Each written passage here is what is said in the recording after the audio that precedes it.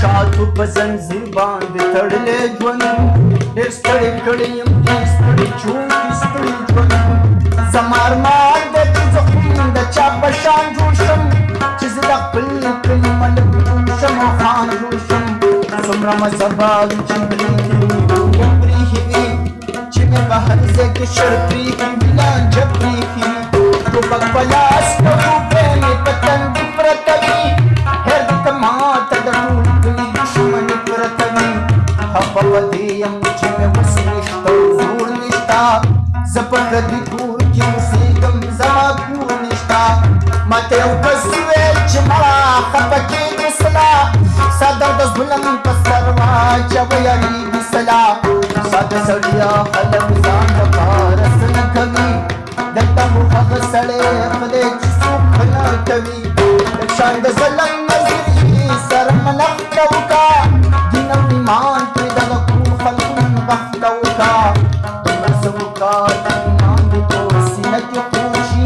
چې د ظلم اوازونه خیه کې خور شي د خپل عزت دپاره وسپي کوه ستړي کوه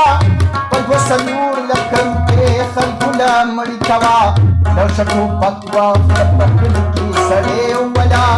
یا د چا پلار ووله یا د چا زوی ووله په لاس کې توره د شین لمر او د شتاد ونیوه کورونه ونیوه د خلکو نه جیداد ونیوه چې قاتلان او ظالمان دې خو نړۍ وګڼي د کلي خلک به دې مشر د جرګې وګڼي یا په جرګه کې پلټونو مچلګې اخله ما ته رښتیا په بدله کې د ټانګې اخله دا خلک خو دې نه مني رسول نه مني صرف سره سترګه او ټوپک نه مني اصول نه مني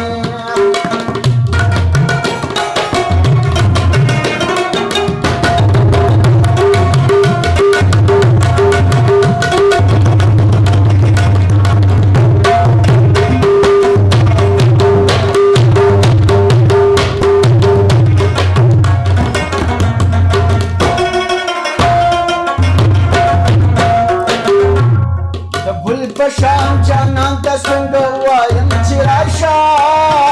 د ګل پشان جانان ته څنګه وایم چې راشه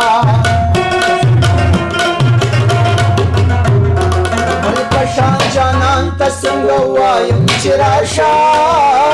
د ګل پشان جانان ته څنګه وایم چې راشه